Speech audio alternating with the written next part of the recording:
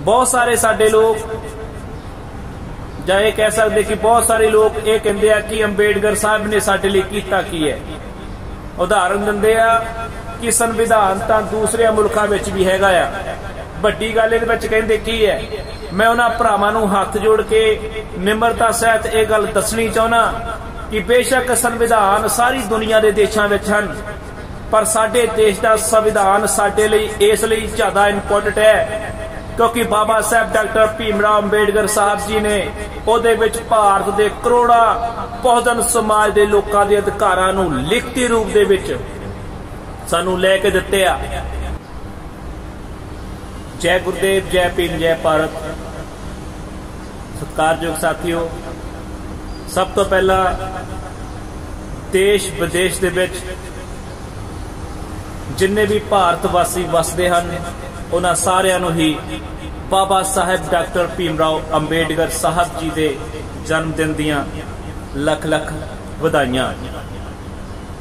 14 अप्रैल नूं उस महान रहबर ने इस दुनिया के उत्ते जन्म लिया, जिस महान रहबर ने सतगुरु रविदास महाराज जी के मिशन के उत्ते चलते हुए अपने समाज के करोड़ों लोगों नूं बराबर के अधिकार लैके दिते। भारत की नारी नूं, भारत की औरत नूं मर्दां दे बराबर अधिकार लैके दिते बाबा साहब डॉक्टर भीमराव अंबेडकर साहब जी ने। बहुत सारे साडे लोग ਜਾਂ ਇਹ कह सकते कि बहुत सारे लोग ये कहते हैं कि अंबेडकर साहब ने साडे लिए कीता की है। उदाहरण दिंदे आ कि संविधान तो दूसरे मुल्कों में भी हैगा आ, वड्डी गल इहदे विच कहंदे की है। मैं उन्हां भरावां नूं हाथ जोड़ के निमरता सहित यह गल दसनी चाहुंदा कि बेशक संविधान सारी दुनिया के देशों में हैं, पर साडे देश का संविधान साडे लई इस लई ज़्यादा इंपोर्टेंट है क्योंकि बाबा साहब डॉक्टर भीमराव अंबेडकर साहब जी ने उहदे विच भारत के करोड़ा बहुजन समाज के लोगों के अधिकारां नूं लिखती रूप दे विच सानू लैके दिते आ।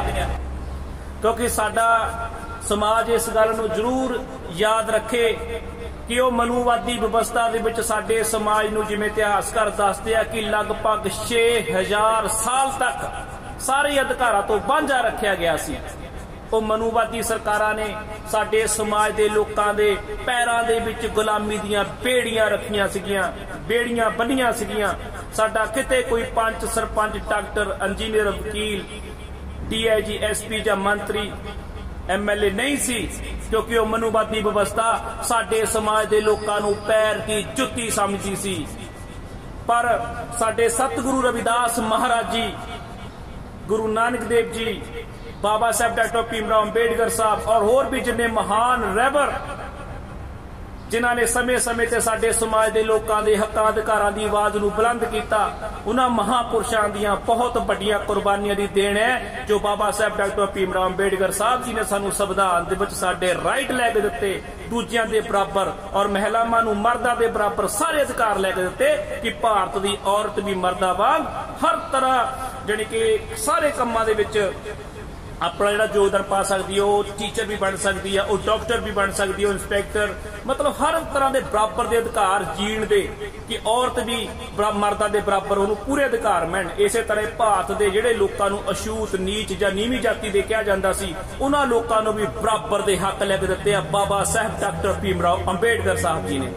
सो साथियों, जिमें मैं गल उपर की कि कुछ लोग कहते कि संविधान तो दूजे देशों के भी हैगा, जिमें वो कई बार किंतु परंतु कर जाते। मैं उन्होंने भरावां नूं बेनती करना चाहना कि भरावो संविधान दूजे देशों में हैगा, पर उत्थे किसी नाल कोई भेदभाव नहीं सी कीता जांदा।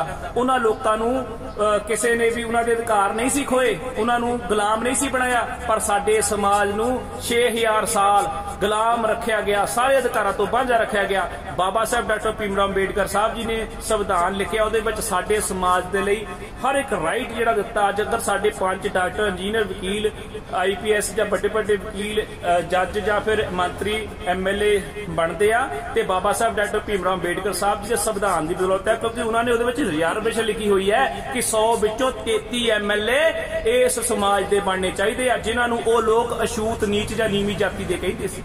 ਮਨੂਵਾਦੀ ਲੋਕਾਂ ਦੀ ਮੈਂ ਗੱਲ ਕਰਦਾ, ਜਿਨ੍ਹਾਂ ਨੂੰ ਨੀਵੇਂ ਕਹਿੰਦੇ ਸੀ ਉਹਨਾਂ ਦੇ ਵੀ 33 ਬਣਨਗੇ। ਜੇ 100 MP ਬਣਦੇ ਆ ਤੇ 33 ਮੇਰੇ ਸਮਾਜ ਦੇ ਬਣਨਗੇ।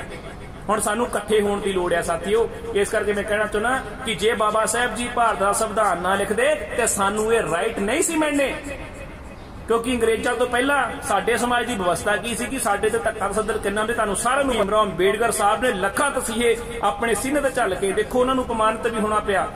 ਜਦੋਂ ਉਹ ਸਕੂਲ ਦੇ ਵਿੱਚ ਪੜ੍ਹਨ ਜਾਂਦੇ ਸੀ, ਜਦੋਂ ਇਤਿਹਾਸਕਾਰ ਲਿਖਦੇ ਆ ਜਾਂ ਮਹਾਂਪੁਰਸ਼ਾਂ ਦੀਆਂ ਆਪਾਂ ਕਿਤਾਬਾਂ ਪੜ੍ਹਦੇ ਆ ਕਿ ਉਹਨਾਂ ਨੂੰ ਦੂਜਿਆਂ ਬੱਚਿਆਂ ਤੋਂ ਵੱਖਰਾ ਬਿਠਾਇਆ ਜਾਂਦਾ ਸੀ, ਕਲਾਸ ਦੇ ਬਾਹਰ ਬੈਠਦੇ ਸੀ ਬਾਬਾ ਸਾਹਿਬ ਜੀ।